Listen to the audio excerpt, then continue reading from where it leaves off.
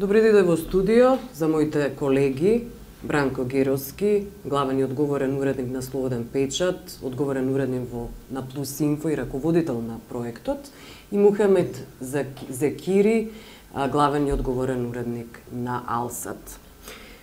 Со години трае, но последниве недели се чини дека еруптира, ескалира линчот, хајката, војната помеѓу новинарите и особено се чини дека вие бевте особена цел, мета во таа хајка, во тој линч.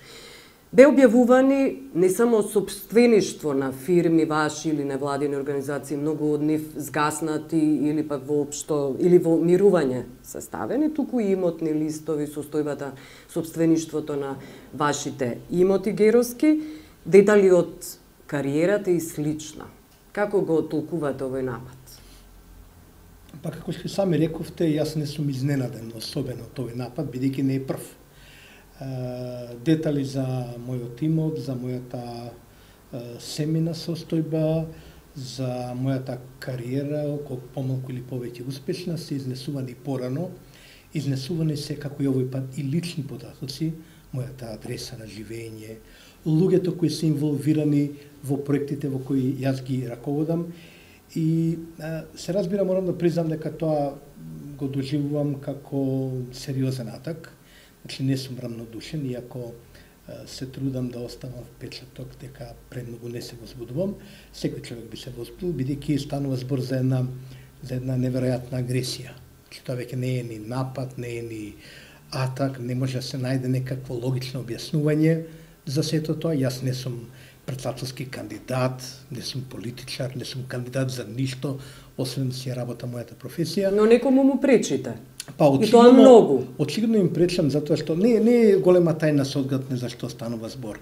Значи, постојат неколку новинари или јас ги некојам неколку медиуми последни островца на слободата во Македонија, на слободниот збор, и полека доаѓа време да се уништи се. Идејата е да станат изолирани острови. Се разбира, идејата да не изолираат, да не прикажат како луѓе кои работат некакви подземни активности, сомнителни морални квалитети, така, да не криминализираат. Се, да. Слабо им оди тоа, се разбира, бидејќи поголем дел од јавноста знае за што станува збор овдека. Јас ако има потреба ќе објаснам, се разбира. Но во секој случај агресијата е огромна и таа ми кажува само едно, дека во пресет на престојните избори таа само ќе расте, метите ќе има повеќе и овој пат не бев само јас, се разбира, јас сум некако најистакната, најфреквентна мета, но има и други, ќе има се повеќе други и од оние така наречените неутрални кои се обидуваат или се надеваат нека нема да ги закачи нели овој бран. Знаете, с колешка сме разговарали порано на овие теми и порано сме разговарали за тие луѓе кои се обидуваат да го избегнат атакот на тој начин што ќе премолчат, па во овие години ја можам да набројам неколку имена на луѓе, да не речем десетини повеќе, кои така чекајќи дојдоа самите на удар неочекувано. Тоа ќе се случува и во иднина. Значи нема, за жал, на режимот секогаш му недостасуваат предавници, нови непријатели. Тоа е логиката на еден режим и тоа ќе се случува сега. Добро. Мухамед Зекири, кој е вашиот став? Како го доживувате овој напад на новинарите? Геровски вели, веќе не е напад, ова е агресија. Значи, не е прв пат да зборуваме на оваа тема. Овој пат не сум од таа група на новинари кои се директно на атак, но целосно се согласувам со тоа што го кажа колегата Геровски. Се им смета, се сака да изедначат и да биде исто. Не може се да биде исто во овој општество. Ако некоја политичка партија обвинува некој, се обвинил наш колега, со аргументи дека направил некаков си бизнес дил и ја искористил својата позиција, и после тоа да сака тоа да го прикријат и дека сите други сме исти како нив, тоа се лажат. Мислам дека луѓето више го гледаат тоа и јасно се гледа што се случува. Значи, ние треба да се разграничи што е рекет новинарството и бизнес новинарството, некој што сака, што си го правил цело време, а сега почнува да излагаат на површина. Тоа веќе не е новинарство, тоа више, новинарство. Па во наводници збориме за рекет новинарство и бизнес новинарство и за другите што си поштено си работат својата работа. Но едните интенцијата е да се изедначат, едните и другите имаат фирми. Интенцијата е да се изедначи. Но тоа не може да се направи. Сега сите кои што беа натак, вклучувајќи го и колегата Геровски и другите, излегоа со објаснување. На дел ги обвинија дури без аргументи, како што беше колешката Точи, например. И препишаа фирми кои не се воопшто не нејзино име. Менче Точи, Борјан Јовановски, Мири Јордановска, абсурдно стана. Да, абсурдно стана целава ситуација. Но тие ги отвориле со една цел и се знае што работеле и како работеле. Што е спорно да имаш фирма? Ако нешто не си го направил нелегално и си работел незаконски. Ако, за жал, сега мораме да ги спомнеме, они се намета. Тоа што се случи со колешката Ивана Талевска. Тоа се случило. Не може да се каже дека не се случило, но не може да обвинат друг новинар дека тоа го направил, дека нема аргументи. Кога ќе се изнесат аргументи дека новинар ја искористил својата позиција за да добие милионски суми тендери, нека излезат, нека зборат. И ние сакаме да ги знаеме кои се тие новинари и колеги, што така ја валкаат нашата професија. Но ова не е ништо друго освен атак врз новинарите, колегите, кои што почнат да си работат својата работа. И оби да се амортизира, веројатно. Апсолутно. Велите, луѓето ќе разберат, јавноста ќе разбере, но проблем е што традиционалните медиуми не остана критички, не велам се разбира опозицијски, туку критички, многу малку, може би еден или два од традиционалните, многу тие не ни покриваат целосно територијата, зошто сте сигурни дека допрел гласот на демантот? Зошто допреле тие деманти на Геровски, на останатите колеги на Минче Точи, Борјан Јовановски, Мири Јордановска? Ја мислам дека има и други форми и има други извори од каде веќе се информираат луѓето. Социјалните мрежи си го прават своето, порталите си го прават своето, и ако тоа не е тоа што и да се изедначи со моќта што имаат националните медиуми, како што на пример сега се водечки, нели, Сител и Канал 5, но тука сме и ние како Алца телевизија која што се обидуваме и ја прикажуваме реалната слика што се случува. Ми беше интересно да прочитам еден од статусите, ви го спомнав пред да почнеме да снимаме, дека ако беа репер водечките агенции на кои се повикувавме за да кажеме некоја информација, некоја вест како Reuters, France Press и не знам уште кои познати агенции, сега стана репер на тие две телевизии, ние да ги слушаме, дека се повикуваат на некои си квази портали како што беа Курир, не знам, Република, Нет Прес и не знам што. Но има поента, колега Зекири, ова што го кажува колешката, бидејќи видите да ви кажам мојот пример. Веќе 10 дена јас сум, што се вели на насlovните страници, спружен на насlovните страници на ударните вести, на ударните вести и така натаму. А верувате, ова прилика е прв пат да некој ми се јави и да ме праша за став, за изјава или она најбанално прашање дали ова точно што се зборува. Никој не ти се јавува. Ова е мрак, ова е, како да кажам, никој не прашува. Ја во таа смисла сум разочаран и не се надевам дека медиумите традиционални покрај добронамерните, како кој знае колку ќе не одбранат или ќе му објаснат народно нешто. Едноставно се повикувам се надевам, надежта ми е насочена кон она здраворазумска логика на обичните луѓе. Секој треба да знае, претпоставувам дека знае, дека денеска во Македонија не можете да покренете медиум, не можете да покренете никаков сериозен проект без да имате фирма, значи трговско друштво, невладина организација или друг правен субјект, иначе не можете воопшто да работите.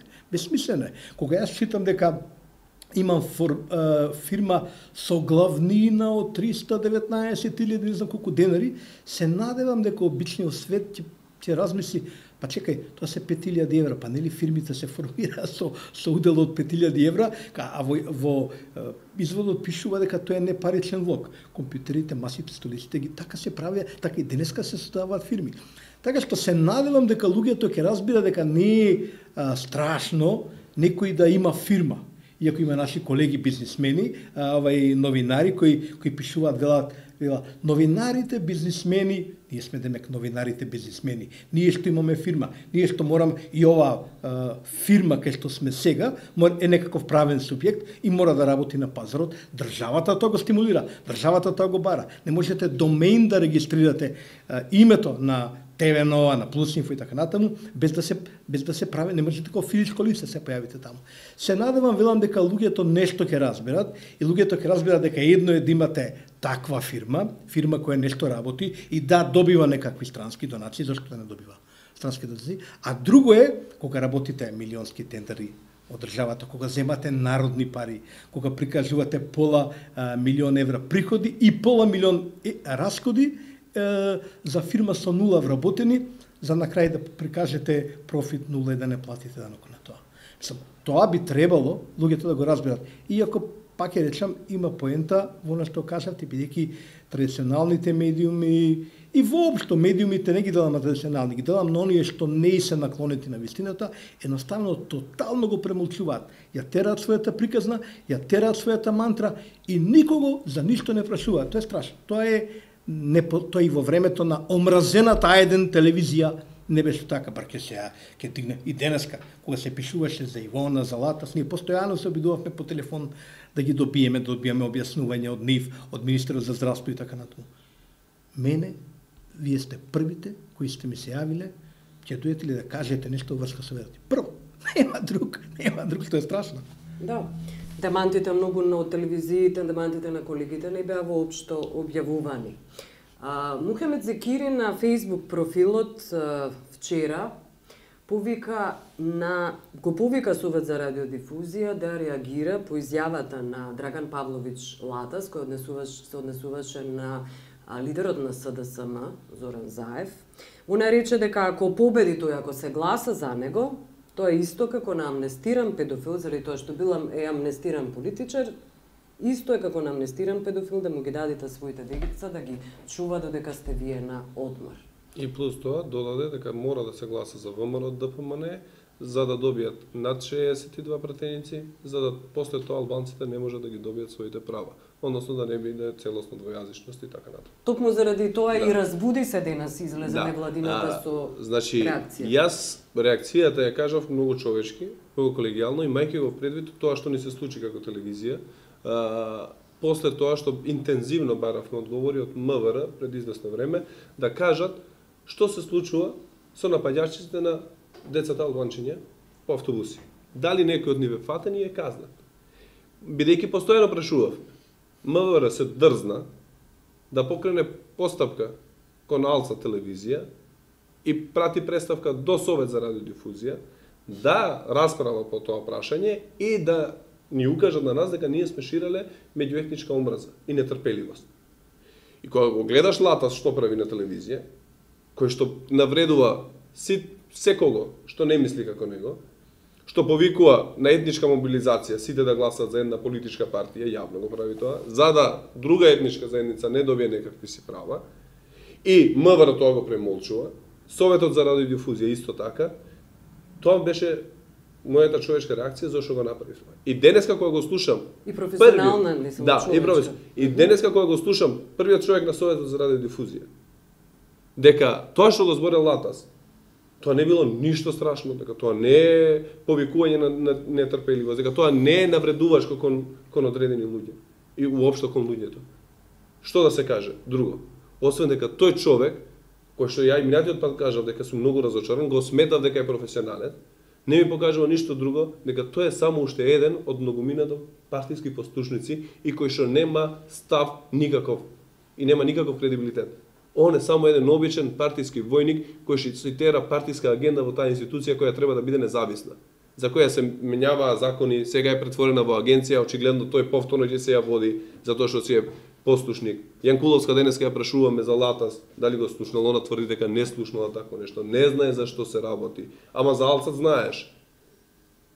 Сега, знаеш како му доаѓа, како јас да кажам тука, дека господинот Зоран Трајчевски не знам. Ја не сакам да го кажам дека е вол, например. И он да излезе да ми каже мене сега, тоа не е навреда. Не, господин Трајчевски, тоа е навреда, ја ве навредувам ако го кажам тоа.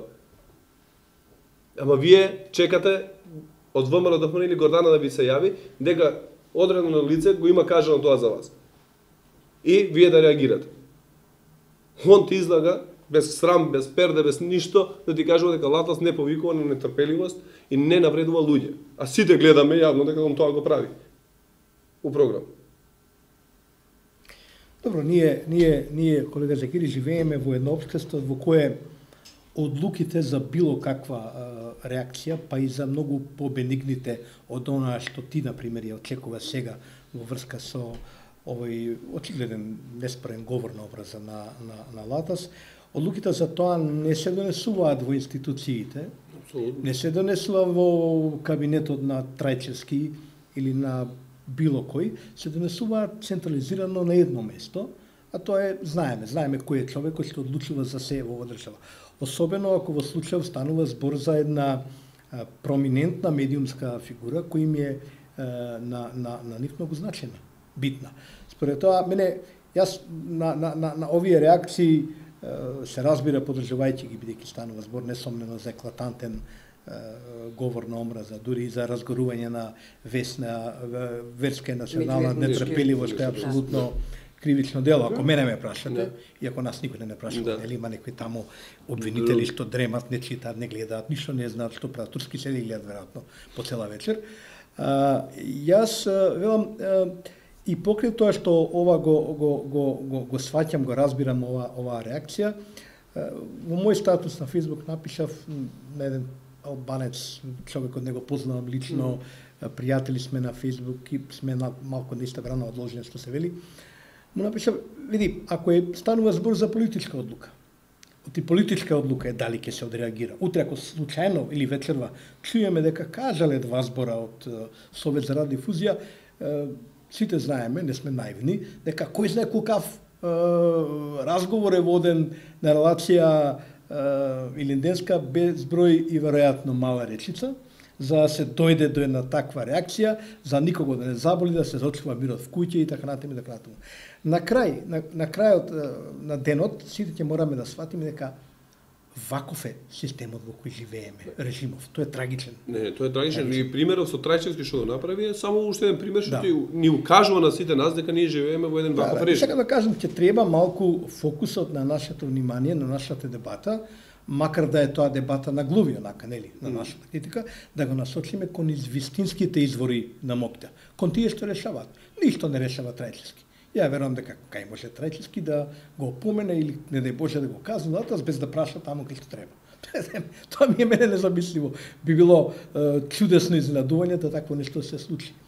Едноставно состојбата, конфликтите во општеството се доведени до таа мера се изострени, што ние сега ќе мора да разговараме всушност за политичкиот аспект на прашањето. Без да си признаеме, да сватиме дека живееме режим и дека партиципирајќи на било кој начин, па и со едни вакви дебати, да речеме, ние всушност на некој начин го легитимираме, без тоа ние ќе останеме во светот на нели наивните луѓе и кај што сум ја, нели јас наивен човек. Доаѓам, разговарам, се чудам, викам како може, со што може и така натаму. Се е тоа наивно, бескрајно наивно. Невладината ЗНМ, Сдруженијата на тоа мислам. Да, ЗНМ значи Сдруженијето на новинарите на Македонија и Советот за етика, иако се уште не е формиран, се обратија со генерален став, повика и двете страни да се воздржат, како рекоа, да се стави крај на војната, да се воздржат од навреди, говор на омраза, од етикетирање, дискредитирање и слично. Ги изедначија двете страни. Она за што говориме дека интенцијата е сушност да се изедначат двете страни. И едните новинари имаат фирми, и другите новинари имаат фирми. Независно од тоа дали некаде има коруптивни тендери и слично. Не знам, повикот како повик не го сваќам негативно, ако е само како повик. Ја не сакам да се бавиме ние меѓу себе новинари без разлика што сега веќе зборуваме за една или друга страна. Мораме да збориме дека сме новинари. Ако некој се огрешил на законот, има институции кои треба тоа да го прават. Но не треба ЗНМ да подлегне на вакви провокации или интенции нечии кои што сакаат да ги изедначат сите новинари да ги стават во ист кош. Треба да се прави јасно разграничување од тоа кои се новинари и кои не се новинари во овој случај. Имаме реално и со име и презиме луѓе кои се обвинети, кои има сомнение дека нелегално дошле до можеби до тендери или на кој начин дошле до тие пари. И има други новини кои што си имаат фирми, кажуваат зашто ги отвориле тие фирми. И јавно се знае колку пари имаат, со што располагаат и зашто тоа го прават. А не да се случува, како што кажа и господин Геровски, дека имаме фирми со по пола милион евра им влегле, пола милион потрошиле, а немаат ниту еден работен. И сега не може ниту едно здружение да ги изедначува тие ситуации. Но тоа се случува и веќе. Таа интенција е погрешна, ако интенцијата била да се апелира да новинарите меѓу себе да не влагаат во конфликти. Океј, ама изедначувањето апсолутно е прифатливо. Но војната продолжува и онака, а се чинеше дека МАН, здруженијето во кое членуваат Алатас, например, или Мирка Велиновска, председателка е Сладжана Димишковска, тие пак аплаудира, ги поддржа овие текстови каде што се објавува фирми, каде што имаше очигледни лаги и конструкции, многу од колегите и че тужат. Добро, јас не искам да ги коментирам тие реакции на тоа здружение МАН и така натаму, тоа нема врска со она што јас го доживувам како новинарство, новинарска фела и така натаму, тоа е нешто друго во кое не сакам да навлегувам. Она што мене ме вознемири, ме налути, да ви кажам искрено, поради кое ние од Плусинфо и Слободен печат ја повлечеме нашата согласност да бидеме дел од тој Совет за етика, кој уште неформиран дава искази, нема ни лого, нема ни печат, нема ни подпис и така натаму. Велам, она што ме изнервира е тоа постојано ставање на знак на лажно равенство, постојано форсирање на таа лажна симетрија во стилот виновни се и Хитлер и евреите. И тоа е една страшна логика која мене ме следи, да речем, со години, поради која ја така упорно се борам и на крајот на иштата ги губам тие глупави битки, бидејќи луѓето не разбираат зашто станува збор. Сега веќе бидејќи фронтот на отепаниве на еврееве поприлично се зголеми, ќе почнат полесно да разбираат. Меѓутоа, во она време кога ја кажував таа работа, луѓето им изгледаше тоа чудно, бидејќи имаше еден природен рефлекс, па и колегата Закиријан рече овде кај вика го сметав за професионален новинар Латас, па после вели да трансграничи и така натаму, и ја би направил истата, тој е лапсус веројатно. Не, за Трајчевски. За Трајчевски, да, добро, јас погрешно разбрав. Сега да кажам, дури го чув и терминот братоубиствена војна. Председателка на невладини организации вели да престане оваа братоубиствена војна, што имплицира на тоа дека постои некакво братство и дека јас и Латас, например, сме браќа. Дека ти и Ивона сте сестри, нели, бидејќи станува за братоубиствена војна по професија, по вокација и така натаму. Треба, сакам јавно и гласно кажам, никогаш јас со тие луѓе, ни порано, не сум сакал да бидам, сега уште помалку, на било кој начин припадник на некакво заедничко братство, макар тоа се нарекло и новинарство. Знам што прават колегите од ЗНМ, знам што прави Насер Селмани. Тие се трудат да ги послушаат малку странциве, да помират, да најдат некоја средина, да најдат, велам, некоја лажна симетрија. Меѓутоа, знаете како е, кога ќе отидете во сабота, ќе постигнете согласност за законот за медиуми и никому нема да кажете и ќе изнедете целата новинарска заедница, па утре пак со вакво соопштение, полека ја губите довербата и кај своето членство. Јас не сакам ни да помислам на МАН, меѓутоа се помалку искрено да ви кажам помислам и на ЗНМ. Бидејќи ако вака реагира, утре се поставя прашање што бараме ние таму? Што бараме? Што браниме ние сега тоа? Што треба тоа соопштение? Кого повикува? Јас разбирам дека ниф им било незгодно поради некакви причини, формални, не знам какви, да кажат крив е Јанко, Петко, Станко, Геро, така натаму. Ако ми е незгодно, ако ти е незгодно, па не мораш ништо да соопштиш, па подобро молчи, бидејќи вака како што излегува, ги повикуваме сите новинари, ги повикуваат вклучително дописниците од пробишти. Тие луѓе, они криви, ни тужни, ни читале, ни виделе ова, и тие се во како да кажам, во торбата, ајде сите заедно. Не бива таа работа така. Не бива, страшно е тоа. Добро, и за крај политичка оценка е надали се лоша услуга овие афери тендерски афери со новинарите за владеачката партија? Па, сигурно не се пријатни. И затоа им се брза да идат на предвремени парламентарни избори. Но не замолчуваат. Продолжува војната. Се објавува војната секојдневно. Они војната ја продолжуваат со тоа што сака да стават равенство едни и други. Но не им е сеедно тоа што им почна да им излагаат афери и валкани работи кои што они ги правеле и како подкупувале одредени медиуми. На кој начин они се послушни на нив. И не им е сеедно дефинитивно. Затоа им се брза на предвремени парламентарни избори. Нема никаков друг аргумент. Ја мислам да. Дека тоа име. Дека што повеќе ќе се одолговлечи да имаме предвремени избори, они уште повеќе ќе губат. Ова што вие го нарекувате војна, да прецизираме, беше всушност една, ајде наречеме полемика, со поблаг збор, помеѓу главната опозицијска партија и новинарите кои беа засегнати со нивните пресконференции, јавни соопштенија.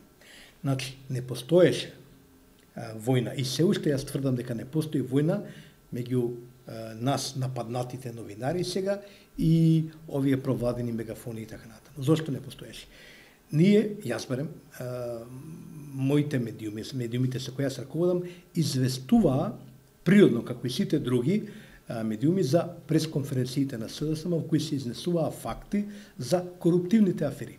Во случајот на колешката Талеска, дори напишав коментар во кој реков дека нема се огласиме со било каков став, оценка е или не е корупција, во ред или не е во ред тендерот, бидејќи не сме им светеле. Не ги знаеме комплетно документите и не сакаме никому да нанесуваме штета. На крајот, тендерот го поништим или стилот за здравство. Очигледно имало некаков проблем со сето тоа.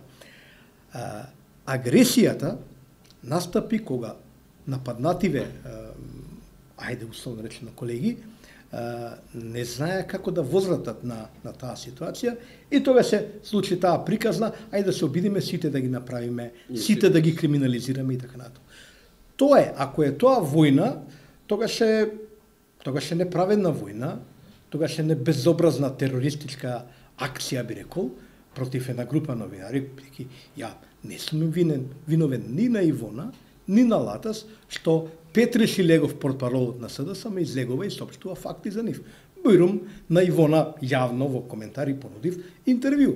Бојрум нека застане, нека каже, нека го потпише, сама нека го напише, нека каже што било. Од почетокот до денеска тие не одговараат на атаците, не одговараат на нападите, на она што наводите, туку се занимаваат со нас другите, со нас, со вас, со сите што сме во овој дел на критички настроени медиуми.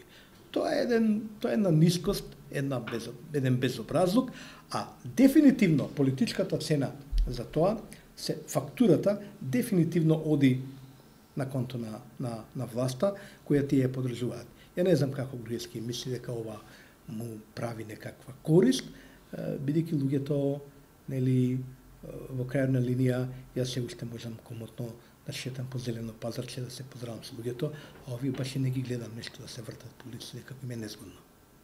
Добро, јас ви благодарам што бевте гости. Добро.